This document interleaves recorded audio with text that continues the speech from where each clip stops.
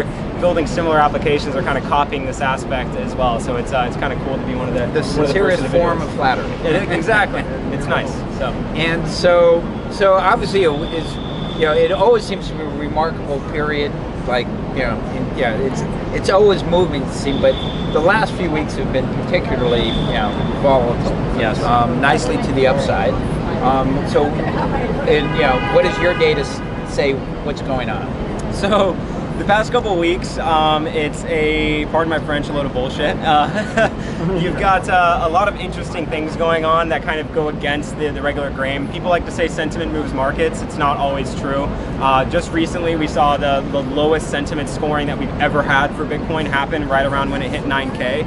And I'm sure, as you all know, it popped up immediately and ran to 9,500 all the way up to 10 with some of the lowest sentiment outlook. I'm sure you saw everywhere people calling for 8,800, 8,500, 8,200. Market makers didn't want that. So the cool thing about what Sync does is we call the bullshit before it happens. Whenever everyone's saying it's going to go down, it's going to go down, we see that it may go up, and we try to make consumers aware of what's going on. So and how do you see that it might go exactly. So yeah, that's kind of what I was going to dive into. Yeah, good point though. So what we do is we take a combination of consumer sentiment and financial information. So we take a business intelligence approach, as we like to say. We gather exactly what the consumers are doing and how they feel, which is the consumer aspect and the sentiment aspect, and then factor in the financial aspect. So when consumers are doing this and they feel like this, and the market has moved in this fashion X amount of times when those two variables are true, it's likely to happen again. And our scale goes from 50 to 100% in terms of probability. And we can make crypto forecast or price projections anywhere from 30 minutes out all the way to 3 days. And we make some manual forecasts for some bespoke clients up to 3 to 4 weeks out. And kind of what we do to really build the best type of data set is go across all the platforms and gather as many data points as we can based on what is going on in the market. So when Bitcoin goes up $2,000, $3,000, how many times has this happened in the past? And what have consumers said? How have they felt? And what did they do when this happened? So you can build a great inference off of exactly what consumers do, and then how the market makers and kind of market action reflects that information.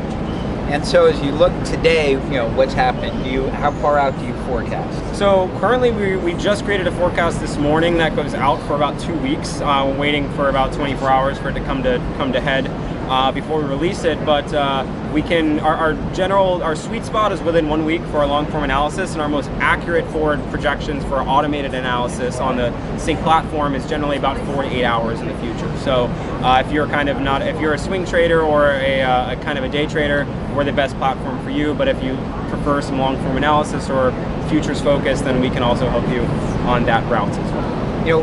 One of the things when I looked at them, and it sounds very much like forecasting the weather. Right, I mean, they're very good at 1 day, 2 days, not so good in you can't go out more than 10 days. Yeah, and the weatherman is the most hated individual on the planet too. So, how has it evolved, right? As you've been, because history repeats itself. History doesn't repeat itself, but it rhymes. Yes. So, how has the algorithm evolved over time? So the biggest thing to us currently is volume and Bitcoin dominance right now. So volume is mainly, to any trader out here, is probably one of the biggest indicators of, okay, stuff is going down. And if volume increases, then you can say it's likely that price action will continue to increase as well. But for us, our algorithms were very much focused on a low dominant Bitcoin, because Bitcoin just really started to flatline or plateau at this 62-65% level, and you've seen all these people come out and say alt season is going to happen, Bitcoin's at this level, everyone buy your Dogecoin and run for the hills. And our analysis and is based on. And you use Dogecoin as like the ultimate shitcoin? So we do. We actually have a Dogecoin projection that we have for 6 months, and it's actually been spot on for 2 months straight. We missed the one increase a couple weeks back by by a few pennies, or not a few pennies, a few satoshis, I should say. But the big thing is Bitcoin dominance. So whenever we've seen when Sync looks at previous market movements, it's looking at a huge portion of 2018 and 2017. Now, when that happened, altcoins were rising in dominance, and it affected Bitcoin's price accordingly. But today that's not really happening. So we had to do a little, we're 80% accurate on average for out of all of our 120,000 price projections to date. But when Bitcoin was going really, really crazy the past couple weeks, I'll be honest, we were only about 65, 70% accurate. That was a problem. So we looked back and you were assuming the altcoins would rise and they weren't. Well, Sync was assuming it. So Sync was saying, okay, this has happened, and altcoin, Bitcoin it was getting really confused with current Bitcoin dominance and previous Bitcoin dominance. So we had to factor in the right algorithms to be able to kind of compensate for this, non-historic price movements associated with Bitcoin and other alts. When you do Bitcoin dominance, where do you go to get that number? So we try to go to openmarketcap.com because anyone who's been in crypto for long enough knows CoinMarketCap is inflated with BS volume because they don't do a whole lot of sifting through what's legit and what's not legit. OpenMarketCap does a little bit better job of that off of the Bitwise report and the top 10, the trusted 10 exchanges. So we try to get our financial information from OpenMarketCap rather than CoinMarketCap. And OpenMarketCap has it at about 75% dominance, while CMC has it at about 66% dominance. That's very super fascinating. Yeah. And what's the biggest difference between the two? The biggest difference is just bullshit volume. CoinMarketCap takes in all of those crappy exchanges that are overinflating numbers and just throws them into the pot. Whereas OpenMarketCap actually starts, preps the meal before it is cooked, is the best way to say. Okay. Well, obviously, I would assume both of them have Bitcoin at the same market cap. Right, so obviously CoinMarketCap is overinflating the value of a bunch of altcoins. Are there any particular altcoins that they're way overvaluing them, or is it just all of them? It's pretty much everything because when you're talking about just exchange volume, I can say that I run an exchange in Malta that is doing $5 million in volume when it could all just be absolutely fake and me just wash trading. So if you multiply that times the hundreds of bullshit exchanges out there, then you've got CoinMarketCap.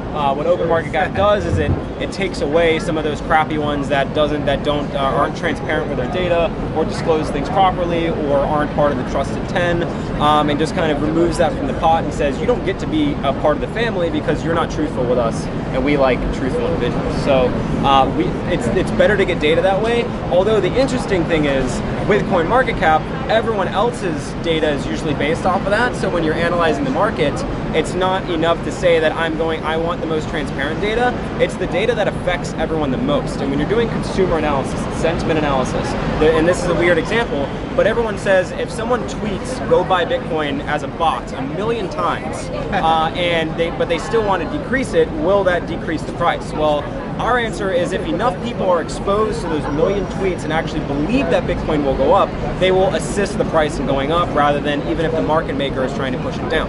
So it's based on what the consumers see and digest that really makes the difference in terms of Bitcoin really moving one way or the other. The market makers are the spark that lights the fire.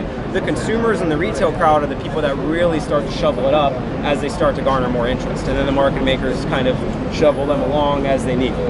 So you say you go out 48 hours. What's your 48-hour prognosis now? 48-hour prognosis is around 11K. I'm looking personally for buy around 10.5 is what we've kind of got, maybe down to 10 if we get a wick down there. But I'm thinking that we saw some multi-million-dollar sells kind of stopping the price of Bitcoin at 12K. I think it hit 11.95 on Binance. 12K was the limit, and now we're seeing Bitcoin act accordingly with a little bit of topping action going down, and I think we're still kind of on a cruise missile up, but it definitely needs a breather before we can actually get there. So, are there any traders that and I don't know how close you are to the traders that you go, wow, this guy knows how to trade or that guy knows how to trade? So one of my personal favorites, I like Bull Flag Group. I follow their weekly reports. It's light, but it's easily digestible, and I immediately understand with my analysis what they're saying.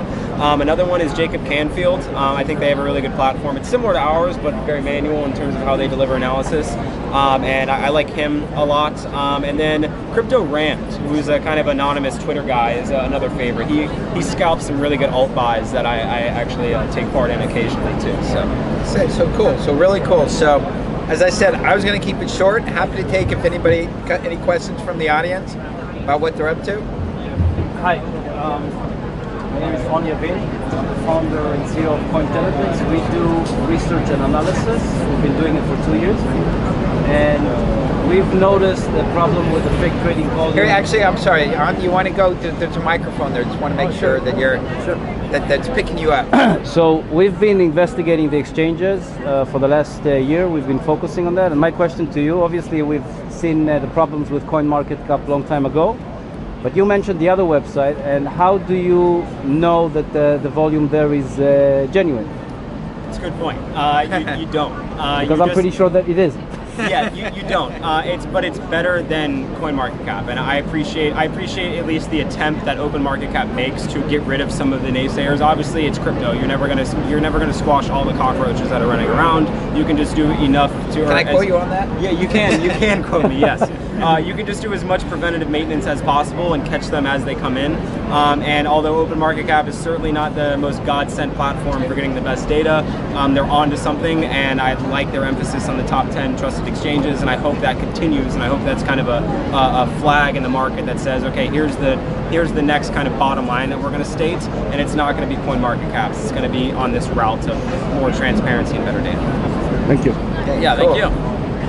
My name is Mike. Thanks for the talk. I just want to ask quickly, how long do you think it'll be? Can you speak up? Just want to make sure. How long do you think it'll be before like companies like yours that do research can accurately predict 90 to like 98% rather than 65 to like 90%? Yeah, so we're currently at 80% accurate after 120,000 price projections, and these are exact price projections, and it looks like Bitcoin's at 11. It's going to go to 11. We predict it's going to go to 11.5 within 24 hours at an 80% probability, and if that hits, then we call it within 24 hours we call it a success. If it is $1 under or 1 minute over, we don't call it a success. And I think with the way that computing is going, I'm not going to say that it's not impossible, but I feel like it's very highly improbable to have something that is 98% accurate, because at the end of the day, we can make the best predictions based on what's previously happened and what we think is going to happen, but the market makers and kind of certain inflections in the market, I mean, Trump could come out and just destroy something, or kind of say we're going to start looking into stopping Bitcoin in America, or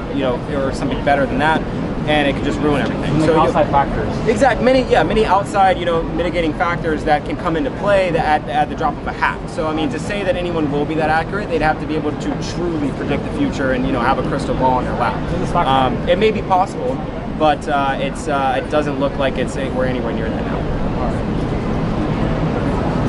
Thank you. Thanks. That's the microphone, right?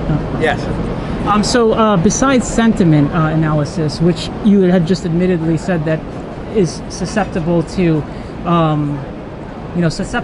like misinformation, essentially. What other gaming, exactly. What other techniques are you using in the maybe the machine learning space or in the numerical analysis space that you've found more successful used in conjunction with sentiment analysis to make a more accurate prediction of like what you think is a better investment? Yeah, not getting a lot of sleep is one of them. Watching and waiting and seeing if your predictions come true or if your analysis is correct. So one of the biggest things to us is just trying to get the cleanest data possible. So cleaning and structuring the data is the biggest part to us. Our NLP is getting very good at what it does. So obviously when you start with basic NLP, it's just this word is good, this word is bad, right? And just explain NLP. Natural language processing. So taking creating a script that says if Bitcoin go boom comes up, then that's a positive inflection for Bitcoin, or whatever. So creating better NLP, which is looking at the data after a week and saying was it correct in terms of whether this was positive or negative, and creating a wider set to say it more than just positive, negative, or neutral. Because there's different types of positive influences that can inflect the way that people interact differently, as well as if crypto ran with 60,000 followers as something rather than Nick Manicini with 2 followers, how is that going to affect the market? And there's more weight to that than me saying good rather than him saying good. So that's a big indicator, but also factoring in just consumer like psychographic analysis and understanding, taking a step back and saying, crypto is very much like the Samsung versus Apple argument, or the honeycomb versus Fruit Loops argument. And so tracking how consumers consume airline miles, hotel rewards points, cereal on the shelves, that allows you to understand how consumers react in financial markets and then make decisions accordingly. I have a quick follow-up to that. A lot of the scaling that would be involved in some of the techniques that you'd be using, that you're talking about, like making a more involved analysis than, bad or good, would probably require that you upscale your data science infrastructure. Do you guys involve yourself with some of the larger players in the data science world? Like, for example, Amazon and Google have the largest data science infrastructure in the entire world right now. But Facebook's pretty good, I hear. And Facebook, obviously, yeah, all the big players. So do you envision yourself integrating with them, with their platforms, or building your own kind of infrastructure, or working with another type of... That's a great question. We were actually just talking about this as we start to garner some more investment interest to kind of take this thing to the next level. Hiring a data scientist, a driven one who's got a lot of experience in machine learning and natural